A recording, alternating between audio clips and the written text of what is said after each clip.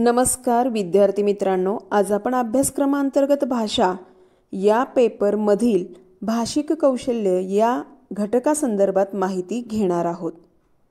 मानवी जीवनाच्या प्रत्येक क्षेत्रात भाषेला महत्त्व आहे. भाषेद्वारा माणसे एकमेकांशी संपर्क साधतात. विविध क्षेत्रातील ज्ञान, माहिती, विचार, अनुभव यांची देवाणघेवाण करताना भाषेचाच आधार घेतात. भाषा ही मानवी जीवनाचे अविभाज्य अंग आहे, हे सत्य स्वीकारावे लागते. भाषेला सामाजिक, सांस्कृतिक वारसा आहे. एका पिढीकडून दुसऱ्या पिढीकडे हा सांस्कृतिक वारसा सहजतेने संक्रमित होत असतो. यात कुटुंब व्यवस्थेचे स्थान महत्त्वाचे आहे. लहान मूल आपल्या आईवडिलांच्या सानिध्यात वयाने वाढत असताना त्याच्या भाषिक संदेशनाचे अनुकरण करते. त्याची बौद्धिक वाढ होऊ लागताच मुलांचे निरीक्षण सुरू होते.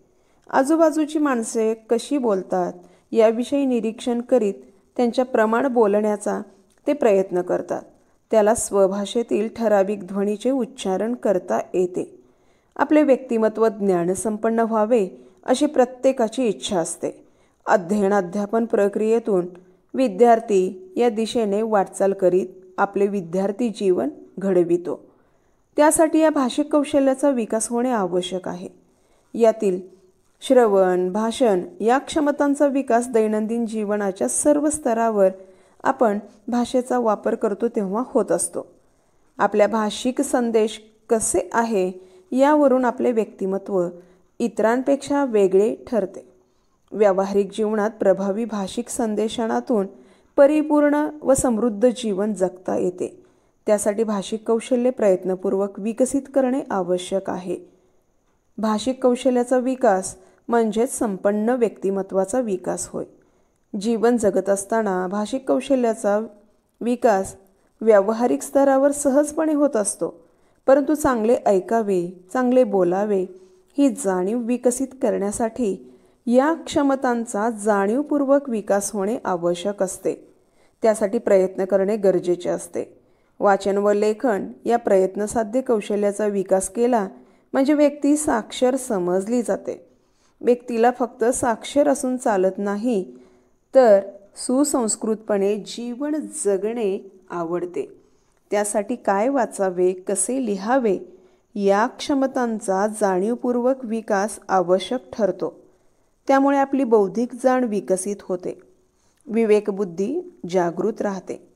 सकारात्मक जीवनदृष्टी विकसित होते. अध्ययन अध्यापनाची आवड वाढते. त्यामुळे आपणास ज्ञानसंपन्न जीवन जगता येते. कोणत्याही भाषेचे दोन प्रमुख कार्य असतात. एक तर ती भाषा आपणास समजावी लागते आणि समजल्यानंतर त्या भाषेचा वापर करून आपले विचार, आपल्या भावना व्यक्त करण्यासाठी आपण भाषेचा उपयोग करीत असतो. भाषा समजण्याच्या बाबतीत दोन मूलभूत कौशल्यांचा अंतर्भाव होतो. भाषा समजण्यासाठी भाषा ग्रहणशक्ती विकसित व्हावी लागते. भाषा ग्रहणशक्तीच्या बाबतीत श्रवण क्षमता आणि वाचन क्षमता यांचा विचार आपणास करावा लागतो. भाषा समजल्यानंतर भाषेचा उपयोग आपण करतो. दुसऱ्या शब्दात भाषेचा उपयोग म्हणजे आत्मप्रकटीकरण होय. भाषा प्रकटीकरणाच्या बाबतीत आणखी दोन क्षमता आपल्याला विचारात घ्याव्या लागतील.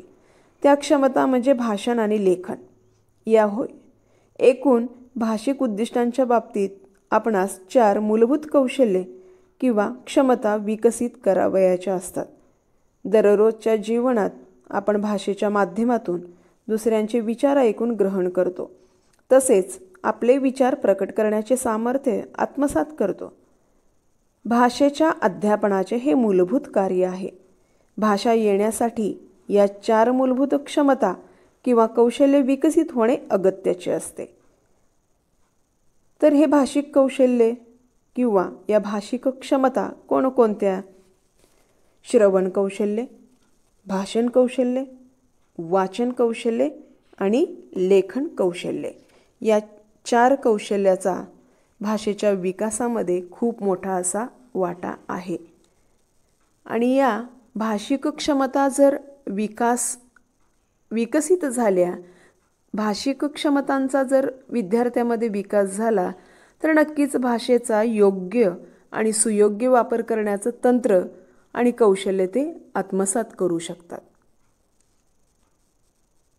यानंतरचा प्रत्येक कौशल्यासंदर्भात असणारी माहिती आपण वेगळेपणाने अभ्यासणार आहोत. धन्यवाद.